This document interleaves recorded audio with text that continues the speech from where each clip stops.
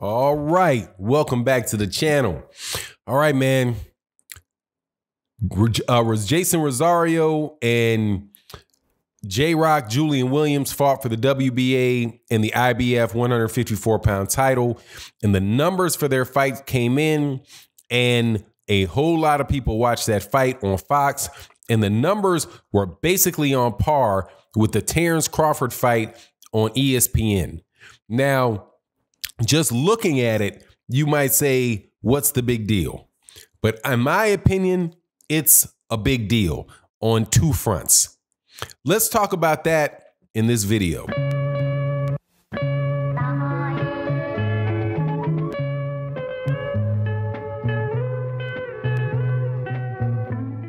All right, welcome back to the channel. Hey, if you're not subscribed, please feel free to hit the subscribe button. Members, welcome back to the channel. If you're not a member, please accept my invitation to join the channel. Also, thank you to everybody that comes by the live streams Monday through Friday and OG Boxing Talk Sunday, 8 a.m. Central Standard Time. All right, so J-Rock lost to Jason Rosasrio in a very good fight, interesting fight. Before that, Chris Colbert beat Giselle Corrales in, you know, kind of a, I wouldn't say a bit of a snoozer, but an ugly fight, ugly kind of awkward fight. Before that, I do believe there was the still a prospect, I consider him to be a prospect, in Joey Spencer, fought an ex-kickboxer, but it was a pretty decent card. Can't complain about it, but nothing terribly spectacular. But still, the fight averaged for the length of the program, over 1.3 million people watched that. Watch that fight card on Fox. That is significant to me, and this is what's significant about it. It is telling me, and it's been telling me pretty consistently, that Fox is dusting ESPN in these ratings, okay? Because that card, the name for a hardcore boxing fan or a consistent boxing fan, an engaged and interested boxing fan, okay, that hardcore word, whatever. I think that you would grant me that I'm an interested boxing fan. That fight to me did not resonate as much as a Terence Crawford fight with Igis Kalvinakis resonated with me, because J-Rock, although he's a very good fighter, has not been a champion as long as Terence Crawford. He is not considered to be as good a fighter in the grand scheme of things as Terence Crawford.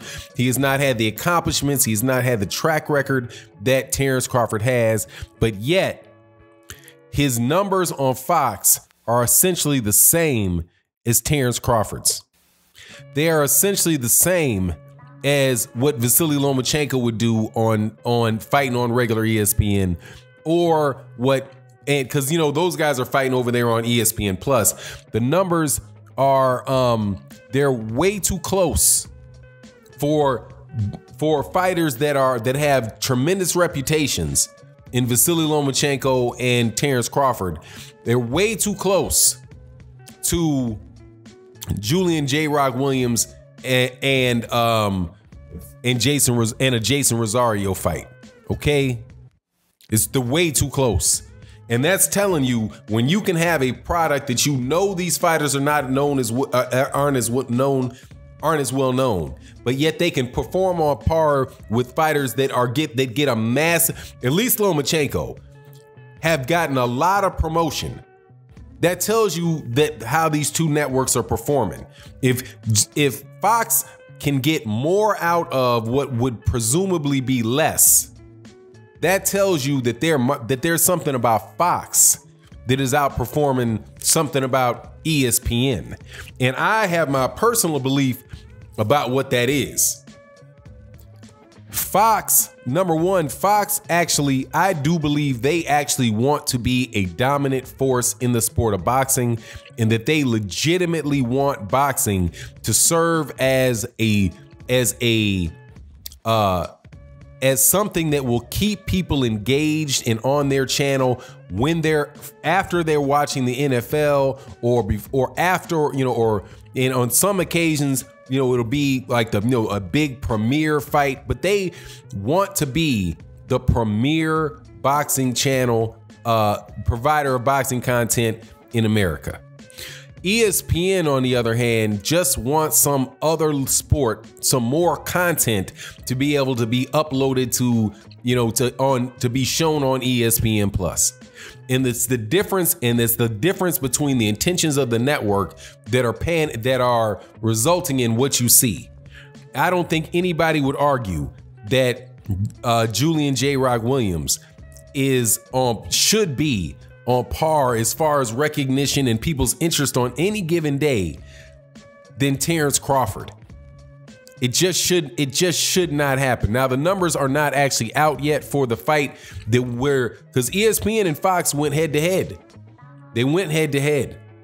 And for the Ileander Alvarez versus Michael Seals fight. Now, if it does 800,000 people watch that fight on ESPN, I would be absolutely positively shocked.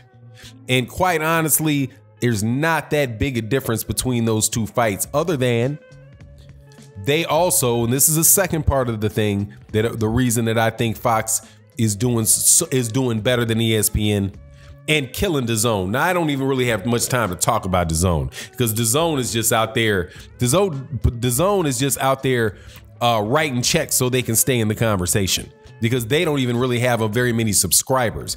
And they are now resorting to do these little quirky, gimmicky things like having YouTubers, having YouTube fighters and ex-football players, and suspended football players, adding a little extra boost to their fight cards for fight fans. I don't even want to consider DAZN. The only two real threats for this title for whoever's going to be, probably the best way to refer is the next HBO of boxing is Fox and ESPN. But one of the things that Fox does, and it might be as a result of who they're doing business with, is Fox promotes American fighters. And ESPN, by and large, does not. ESPN, the biggest fights that when you're seeing fights on ESPN, you hear Ileander Alvarez versus Michael Seal, right? The headliner of that is Ileander Alvarez, who fought Ileander Alvarez, Sergey Kovalev. Vasily Lomachenko is the top guy that they put out there. Tyson Fury, who they've been trying to promote out of the UK. These guys are not Americans. But you have Fox, I do believe, even just next month is going to be airing a card with Caleb Plant versus, now there is a German guy I think that Caleb Plant's going to fight. And I can't remember what his name is, but he's going to fight him for the 168, I think it's either IBF title, the IBF 168 pound title for a fight in Nashville, Tennessee, which I think is the hometown for Caleb Plant. And that number is going to do well. Caleb Plant does well. Americans, believe it or not, in America, American fighters who have connections to regions where people have your network, they will actually do very, very good numbers. But that's not what ESPN wants to do, because that's not what Top Rank wanted to do. And that's not really what Golden Boy does it to a certain, but Golden Boy's over there actually on DAZN. But that's definitely not what Top Rank has done. Top Rank has been very interested in, becoming this international, boxing is global. We want to focus on people from throughout the globe. Well, boxing is global without a doubt. But boxing in America is American. Boxing in the UK is boxing in the UK.